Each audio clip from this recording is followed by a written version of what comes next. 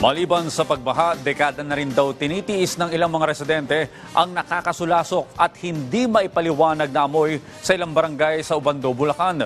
At ang dahilan daw ng masangsang na amoy ay ang gabundok na basura mula sa sanitary landfill ng Navotas. Si Ryan Lesiges sa detalye.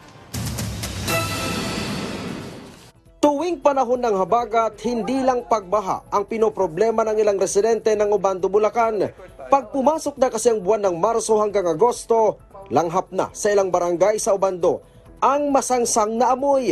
Si Rico, 10 taon nang tinitiis, ang ani ay hindi may paliwanag na amoy. Mabaho po talaga. Mabaho pag nakakalo sa mga yung basurahan na amoy. Lalo pag maulan, umangat ba yung binakarga. Ganun siya kabaho. Mamas lang.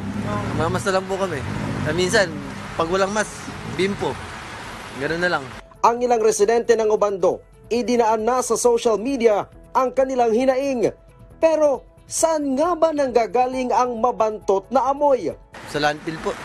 Dito sa may, kasi landfill Ubando, saka yung magkalapit lang naman yan eh. Doon nanggagaling.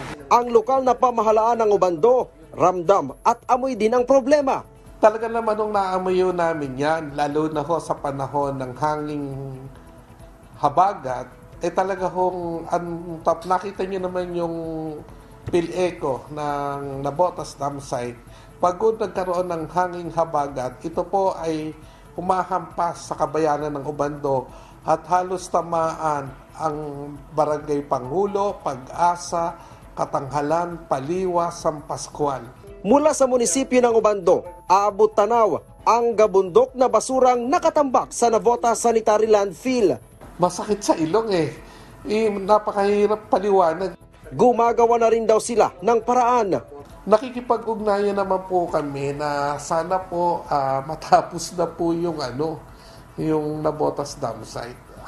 Makikipag-ugnayan din po kami kung hanggang kailan ba nila talaga ito mag-ooperate. Ngayon naman po ay magkaroon kami ng mga hakbangin o solusyon para magkaroon kami ng proteksyon ang aming mga kababayan. Nilinaw rin ng punong bayan ng Ubando na walang landfill at walang planong magpatayo ng landfill ang LGU. Wala naman pong nag-apply sa pamahalaang bayan ng Ubando. At yung dati pong proposed Ubando Sanitary Landfill ay hindi naman po nag-operate yun. At actually po, batay na rin po sa pagkakaalam ko, ito po ay naibenta na sa mga negosyante ang nasabing palaisdaan. Pero kung wala silang landfill, saan dumediretso ang kanilang mga basura? Malaking bahagi po ng aming mga basura na pinili, ito po ay hinahakot ng Holcim Company para sa kanilang mga panggamit.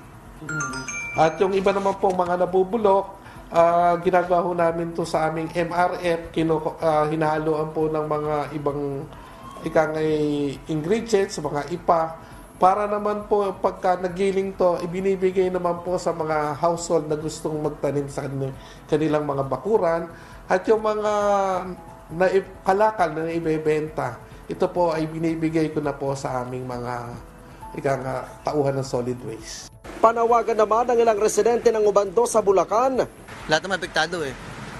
Dapat silang gagawa ng paraan para mag-anong solusyon. Kasi para din naman sa kanila yun eh. Samantala, sinubukan naming kunan ng pahayag ang LGU Navotas pero wala pa silang tugon sa aming tawag at text.